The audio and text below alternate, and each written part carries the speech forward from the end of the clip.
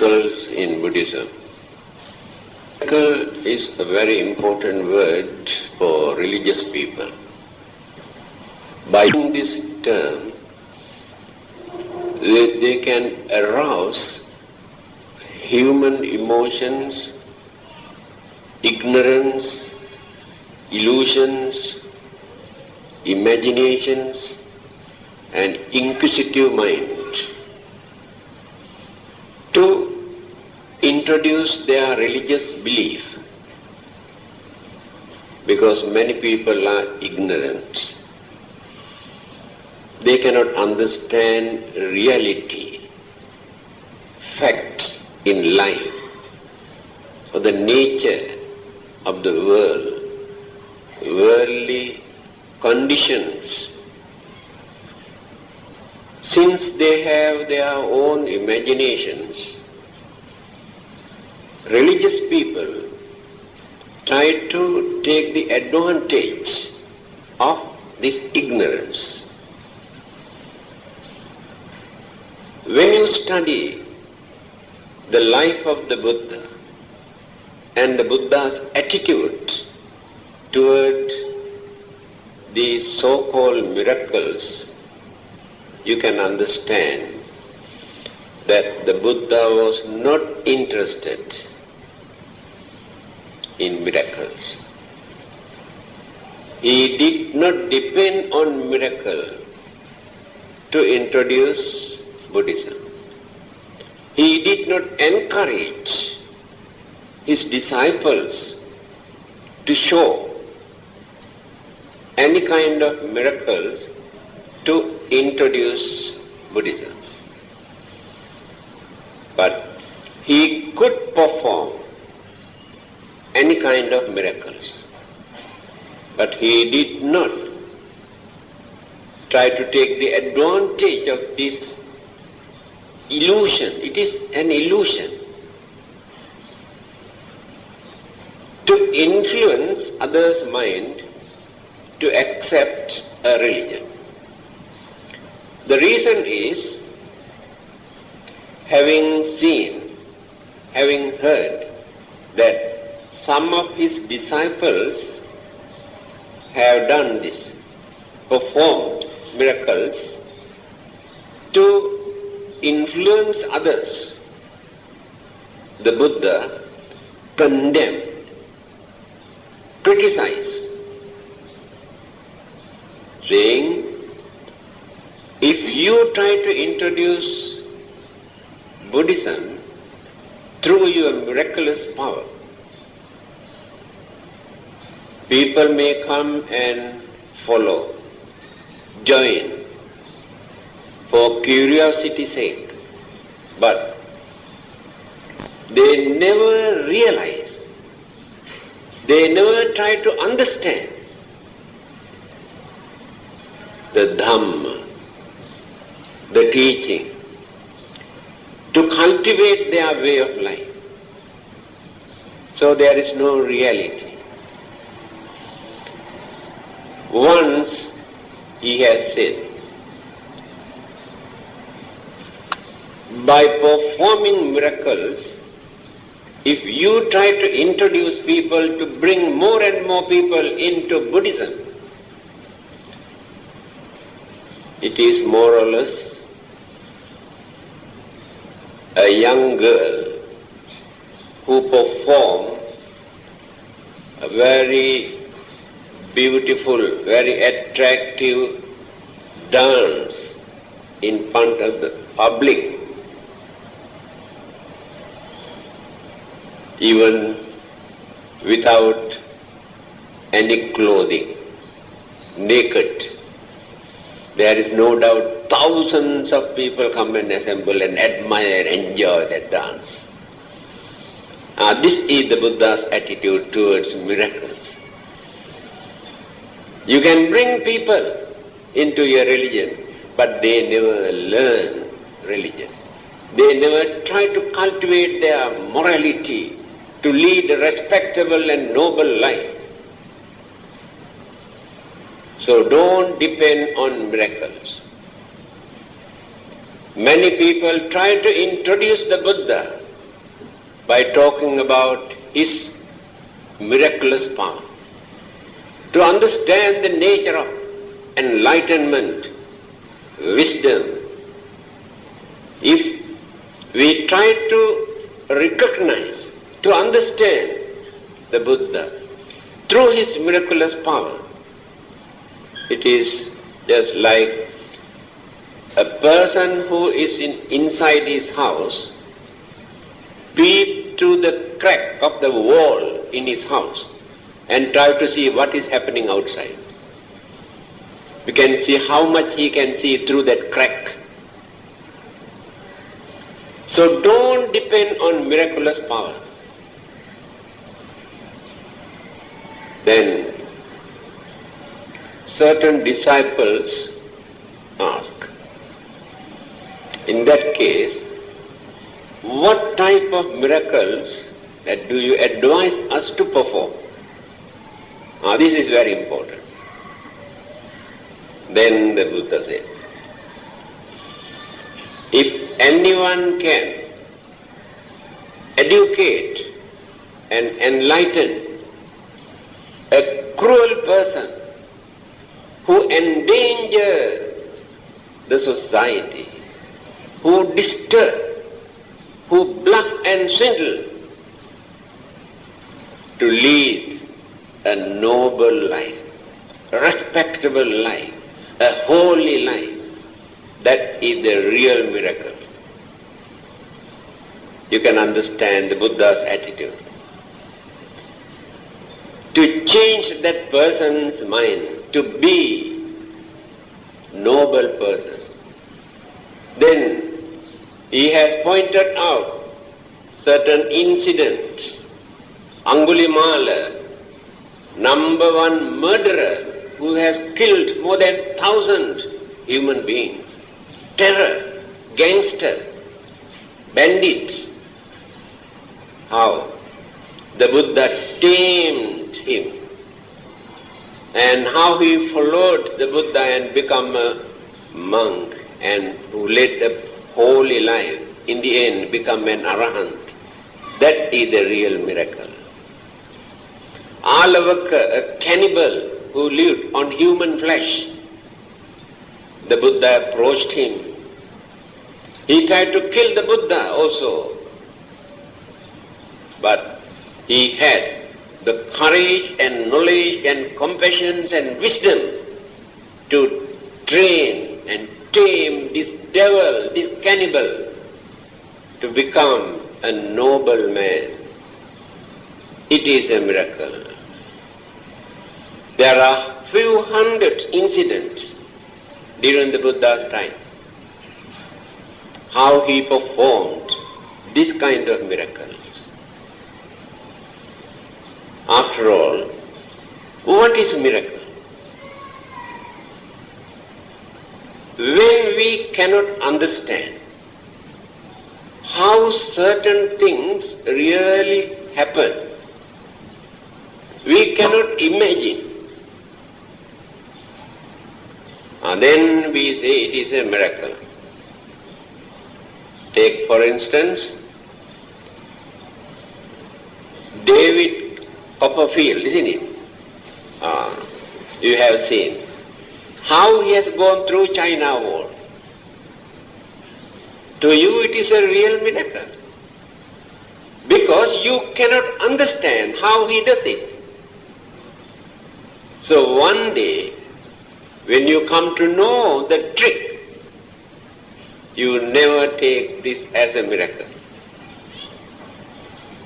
When a person come and perform certain things here, magician, in the eyes of small children, all those things are real miracles today, because they cannot understand. But to some of you, although you really cannot understand the trick, you know it is a trick. There is no reality. This is the nature of miracle. Our senses are very limited. Our thinking power is very, very limited. Simply by using these limited five senses and thinking power, we cannot understand certain incident happening. And then at once we say, oh, it is a miracle, miraculous power. I remember certain miracles that people performed or accepted as real miracles in this country few years ago. This is the advice given by the Buddha for us, neither to accept nor to reject anything. It's a very good advice. Whenever certain things happen, the Buddha says, don't accept at once that it is true. At the same time, don't reject, say, oh, nonsense, I don't believe it. Think, take time for you to understand. Now one day you will come to know what it is. Remember this advice. Don't allow your emotion without using your sense of reasoning, without using your common sense to accept anything. Whatever people come and talk about that person or that person, he can perform miracle, he can cure any kind of sicknesses, you believe at once. So what happened? Few years ago in Klang, suddenly from an isolated area, the water started sprinkling like a fountain.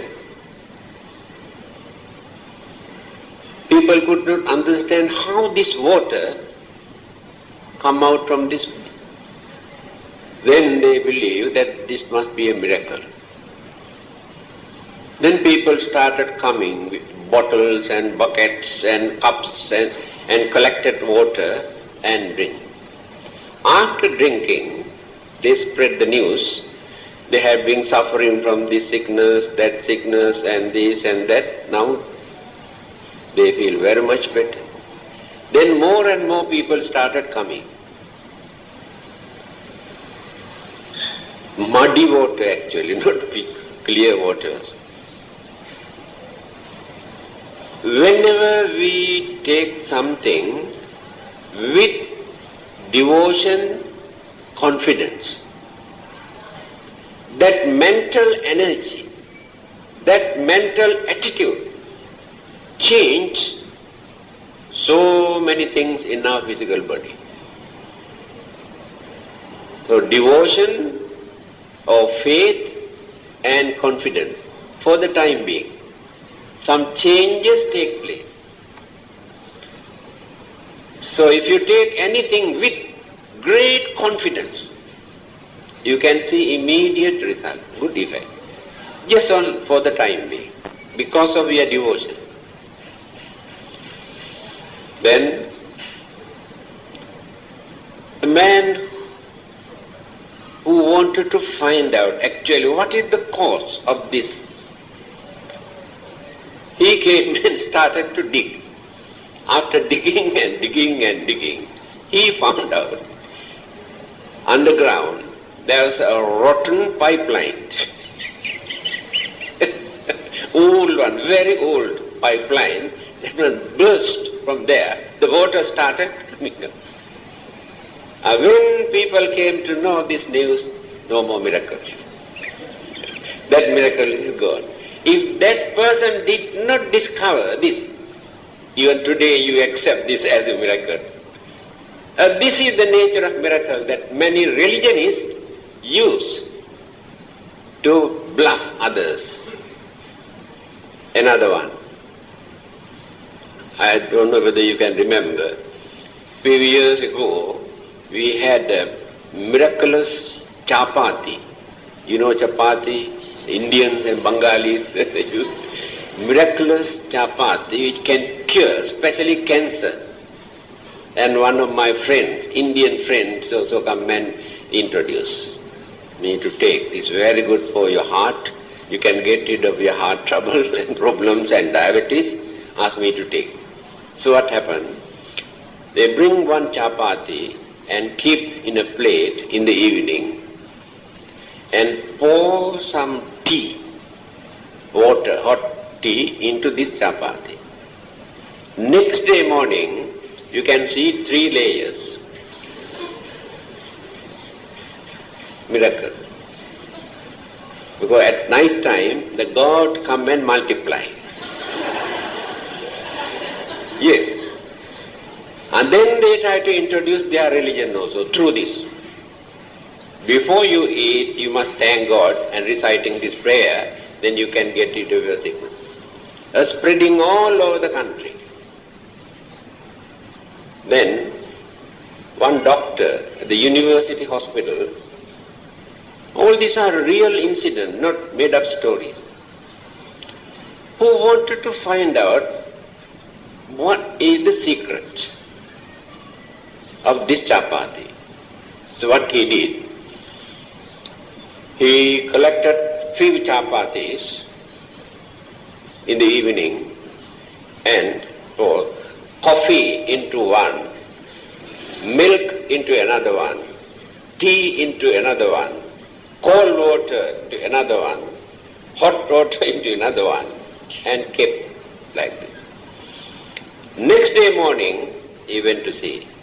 Only that particular chapati in which he poured tea multiplied, but others still remain as one. And then he analyzed. Tea, there is something which contains nicotine, or what you call not nicotine, something there in that tea, which multiply this chapati. But coffee or hot water or milk or cold water could not do that. When this news item, it appeared in Malay Mail. When this news item appeared in the newspaper, that miracle also gone. A group of people were meditating at night time while holding a religious meeting. That is interreligious. This happened nearly 3 years ago in this country. So what happened? When they were sitting there, thousands, suddenly the light was gone. Very dark. They do not know what to do. Then they ask their respective religions. They have a Buddhist, Christian, Hindus and all sort of religious people to recite prayers. So group by group they went on praying. No. When one particular religious group started to pray, within few seconds the light appeared. Then someone has seen, somebody was doing something with the switchboard at that time. Found out the secret miracles. And this is the way how they try to introduce miracle. Now I can tell you, because I came from another country, you do not know anything about me. I can tell you, I was born in a Christian family. I have been praying to God for many years. I had incurable sickness. Went on praying to God, no cure. One day one of my friends came and asked me to pray to Buddha. Believe me, after a few weeks, that sickness completely disappeared. That is why I decided to become a monk. You believe that? This is the way how they try to introduce. All those miracles are like that. They can show, you see, among the followers of our religion, people are not suffering from these sicknesses because they follow this religion. Then we also accept it. Now you can understand why the Buddha did not encourage. Don't depend on miracles. Then you can ask whether there are miracles according to the Buddha's teaching. Whether the Buddha and his disciples could manage to perform miracles. Yes. Answer is yes. When you study the life of the Buddha very carefully, you can see there were certain occasions the Buddha had to perform certain supernatural, unusual power. When he come to know that simply by teaching, advising, he cannot train, he cannot enlighten this person. Example, Angulimala, that murderer, with a terror. He wanted to catch the Buddha by raising his sword to cut him. He started running, chasing after him. The Buddha walked in a normal way, without running. This man started running and running and running and running by using full speed. But he cannot reach, come nearer to the Buddha. The more he runs, the more he goes behind, cannot reach. But this man cannot understand what is happening. Now he cannot run anymore, he is tired. Then he asked the Buddha to stop. Then he knew this is the time to talk to him. Because he is such a strong, dynamic young man, he knew it is impossible to train him simply by advising. Allow him to run and run and run until he gets fed up. Then he says, stop. The Buddha says, yes. Do you know, I have stopped long ago. You are the one who runs. Then here, what do you mean by that? How can you say you have stopped? I saw you are also walking. But I did not run, isn't it? Yes, it is true. Then he asked, what is the secret? What is the reason why I could not catch you after running more than 3 miles? Then the Buddha said, do you know why you could not catch me? Because you run. If you stop your running, you can catch me. He could not understand. Then he explained. Running means by committing all sorts of evil and wicked and sinful things, the person prepares a very long journey in samsara, running and running and running, endless, birth and death and birth and death and birth and death, running. That is the meaning of running. You are doing that. I told you I have stopped. I have stopped all these bad and wicked and harmful things. And I have stopped this journey, this birth and death, no more for me. That is the meaning of saying, I have stopped and you are the one who runs. It has become a real miracle to this young man. Yeah, can I follow you? Why not? Then he became a monk. After that he led a holy life. So it is a miracle. But he never tried to show this unless he come to know that simply by preaching that he cannot open his mind. This is one of the extraordinary characteristics in the Buddhas.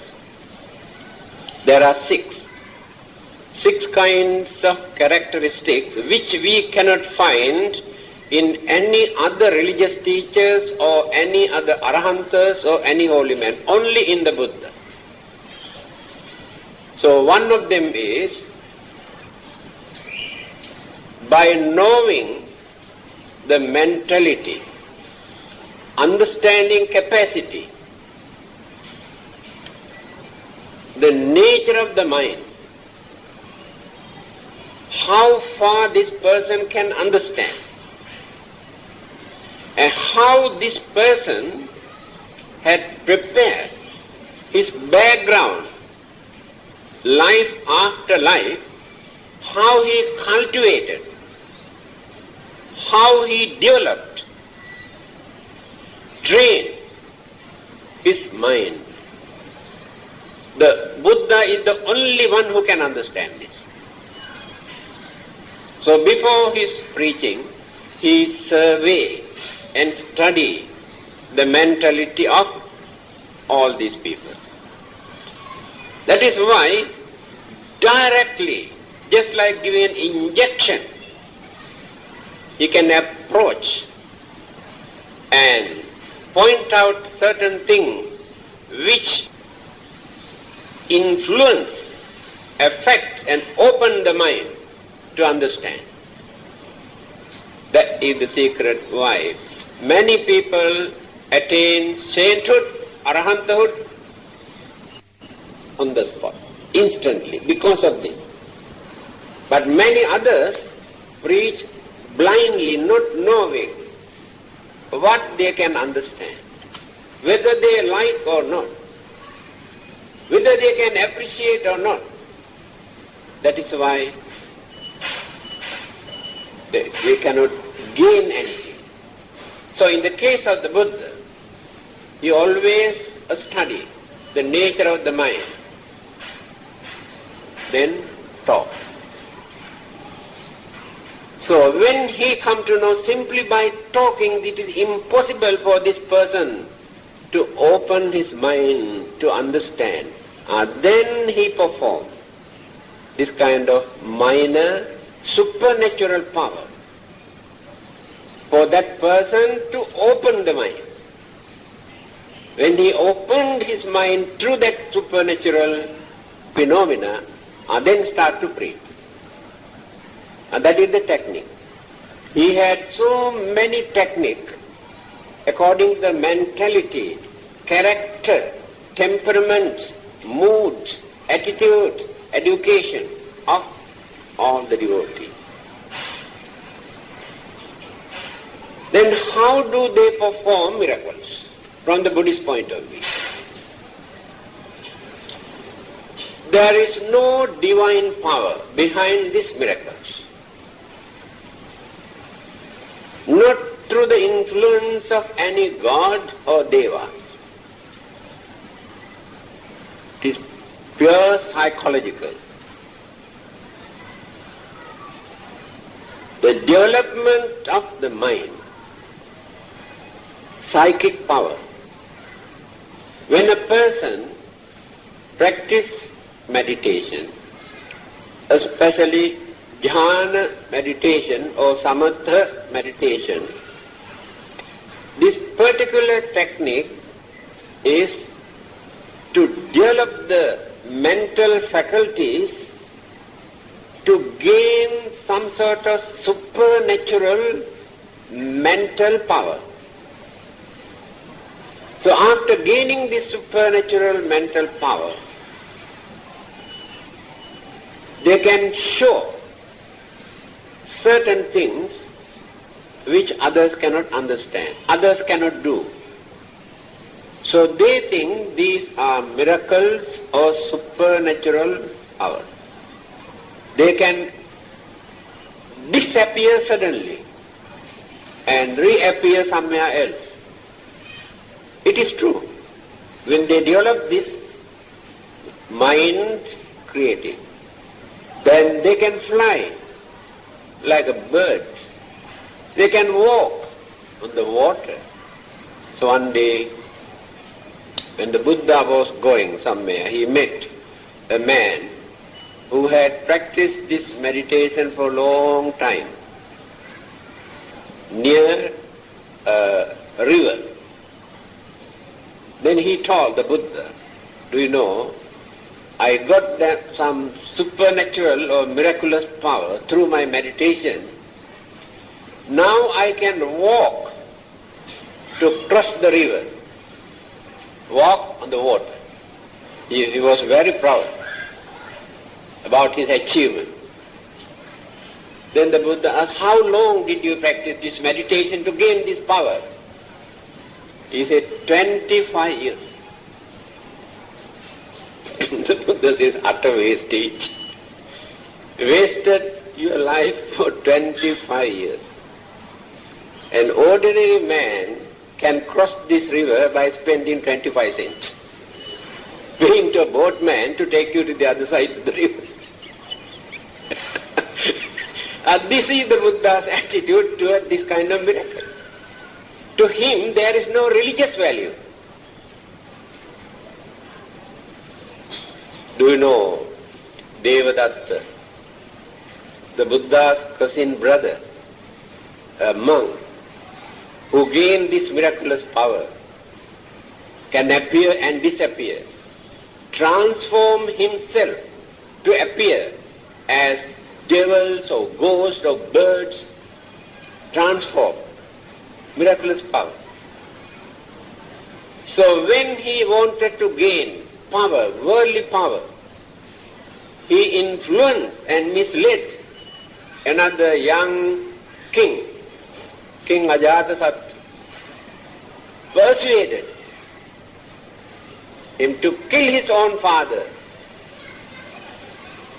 so that you can rule the country. I'll kill the Buddha so we too can rule the whole country by using miraculous power. That a stupid young prince accepted his advice and he tried to kill the Buddha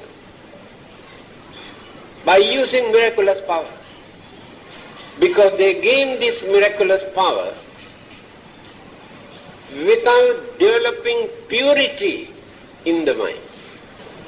By keeping their anger, their craving, their selfishness, their jealousy, they can develop this mind, that mental energy, to gain this supernatural power.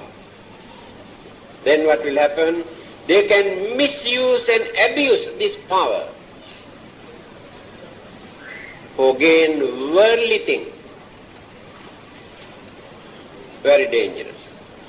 This is one of the reasons why the Buddha did not encourage. To him there is nothing. Then how do we gain this? We do not know the nature of mental energy.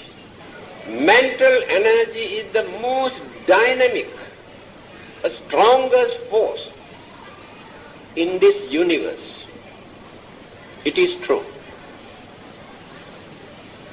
All the other existing dynamic forces were discovered by this human mind. Handle, manipulate by using this human mind, either for constructive or destructive purpose, diverted by using this human mind. Now we can understand how powerful it is. Now we are wasting for nothing. That is called ignorance. We do not know the value or the dynamic force or how to divert our mental energy without wasting for unnecessary things. Through our five senses, every day, how much mental energy that we waste. Through our imaginations, how much energy we waste. If you know how to accumulate and harness this energy, then this mental energy becomes the most powerful energy that we can divert, direct to do anything in this world. Example, there's a big waterfall in a jungle. You can see every day the water, the pouring and flowing, wasting. When an engineer, having seen this waterfall, decided to build a dam to collect the water without wasting. And he tried to pick the hydroelectric to supply electricity, can illuminate the whole country and can support those farmers for cultivation, channel proper manner without wasting this water, that energy. In the same manner, if we know how to divert our mental energy without wasting for unnecessary things, our mind we can develop our knowledge, our courage, our understanding, our wisdom, our energy. Now we are hopeless, we are powerless. We surrender ourselves to any stupid man. We believe anything because we have no more energy, mental energy, wasted. We know how to accumulate this. Then unnecessary fear that we maintain in our mind never appear anymore. We are scared of so many things for nothing. Shameful, actually speaking. We disgrace our human intelligence. Scared of this, scared of that, for nothing. Imagination. Because no power, no energy in our mind. And we have no strong determination in our mind. Very vague, wavering. Because mind is weak. If you know how to use this energy, we can develop that to maintain courage, to face any problem, to overcome so many problems, to avoid so many problems. Instead of going praying to this God, that God, this devil, this ghost, and burning this and that, throw away all this rubbish. Develop your energy, mental energy. So when you go pray and pray and pray and pray, that clearly shows you have no mental energy at all. All wasted. One who knows, one who can understand, can throw away all this rubbish. Try to understand. Where are the mistakes? What is the cause? Who is responsible? Instead of worshipping and worshipping and burning and burning. So we are not behaving as real human beings, actually speaking, because we do not know how to develop mental energy. All the other existing religions in this world advise human beings to surrender themselves, surrender their mind to somebody, and pray and pray and beg, that's all. What did the Buddha say? What is his attitude? It is not necessary for you to surrender to anybody. It is not necessary for you to go and beg and beg. There's nothing you can gain from outside. You must know how to make use of your own human mind. When you develop this human mind, you can conquer the whole world.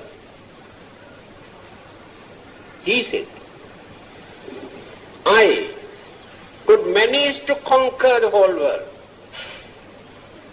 not by praying to any god, worshipping, not by reciting any mantras, not by performing any rites and rituals, only by developing and cultivating my mind. Pure mental energy is there.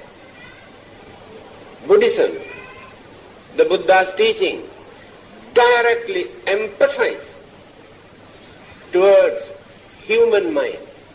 Unfortunately, we have very strong ignorance. We do not know how to make use of this human mind. So when we develop this, anything whatever we need, whether it is supernatural power or supernatural living beings, to gain anything, if you know how to make use of the human mind. The Buddha has introduced the method how to do that. That is called Buddhism.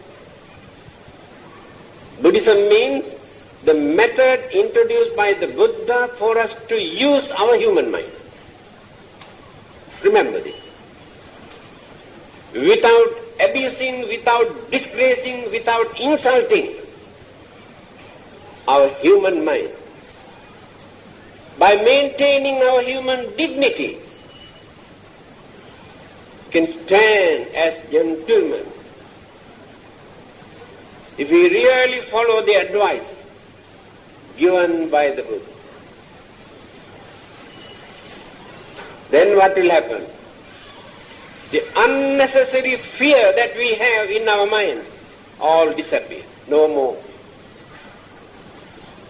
Suspicion we have in our mind due to lack of understanding also disappear.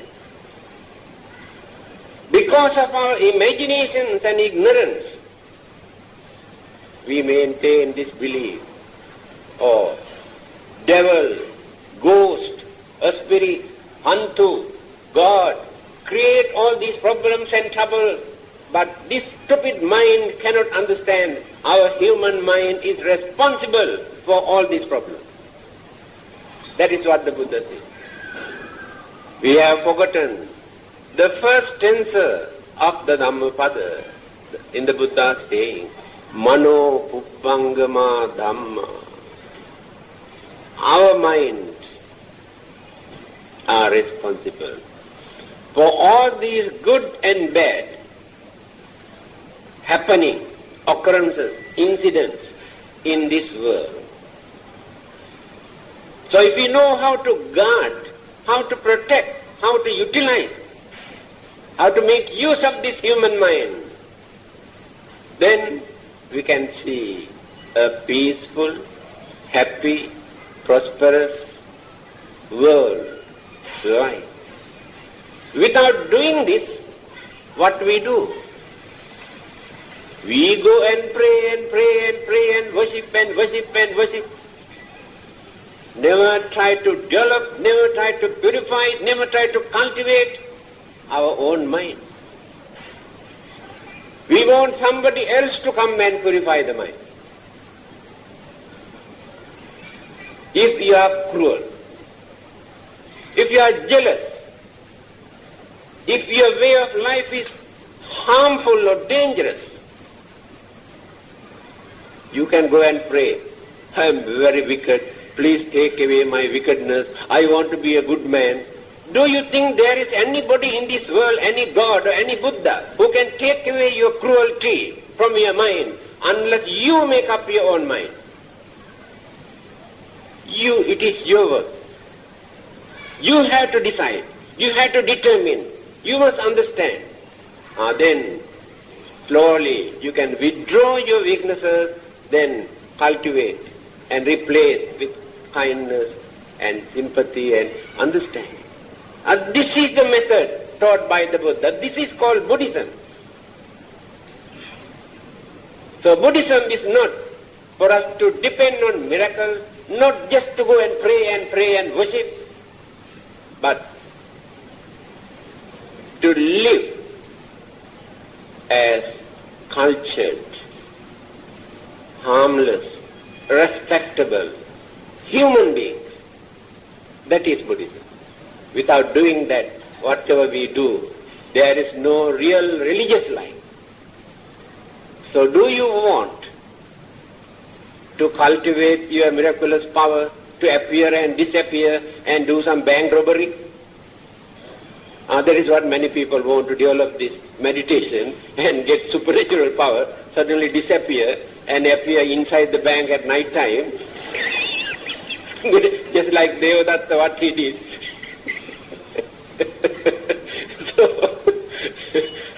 So don't depend on miracles, my dear friend. As I mentioned, when you develop our mind, we can, or naturally. I can give an example. This happened in Sri Lanka, I think more than 1,500 years ago. A monk who had developed his meditation and developed this miraculous power. By using this miraculous power, he can create anything in this world. If anybody asks him to create anything, instantly he creates. There you are. He had a disciple, a monk. He also learned meditation from his teacher. But the teacher is cleverer than, the disciple is cleverer than the disciple, the teacher. He went on developing. He has attained the higher stage of sainthood, arahanta. After attaining his arahanthood, the disciple wanted to find out whether his teacher also attained the higher stage or not. Then he realized actually teacher has not developed further after gaining this supernormal or supernatural power. He stopped thinking that he also gained the higher stage. Then he came to see the teacher and asked, "May I know whether you have attained the higher stage of sainthood or arahanthood?" Then the teacher, "Why not? How can you prove?" The disciple asked. "Well, I can create anything in this world. Do you think an ordinary man can do that?" Then the disciple say, "Okay, very good. Now can you create a huge elephant in front of you?" "Oh, very easy. Instant, there you are. Huge elephant is standing there. See? Very good." Disciple says, "Very clever. Now, can you ask this elephant to come and charge, attack you?" "Yes." Then he asked the elephant to come and now the elephant is coming, raising the trunk. When the elephant comes nearer to this place, the teacher suddenly got up and had to run away. Then the disciple asked, "My dear teacher, you said you are an arahant. Do you know arahantas have no fear? If you have attained arahanthood, why do you want to run away?" So it clearly shows you are not an arahant. Then the teacher realized his weakness. From that day onward, he tried to develop further and further. Later, he also attained it. This is the danger of miraculous power. When we gain something supernatural, we think we have attained the highest stage and nothing, no more. Stop. But later, again, it dropped. Dropped from all these things. Now, Devadatta, who developed that miraculous power, everything is gone. Because he has become a very cruel person, so according to Buddhism, he is in hell now, he is suffering because of the wicked, dangerous thing that he has committed. So miraculous power is not the solution for us to be religious, to be noble, to find out our salvation or to lead a religious life. Only our understanding, our character, our way of life, how far we can maintain our goodness. It is like this. To understand this, I can tell you, when others doubt you,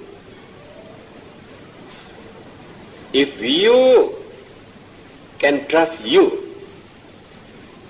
that is more than enough. Can you understand it? All the others doubt you, but you trust. That means you have no guilty conscience in your mind. You know you are correct. You know you are right. That is enough.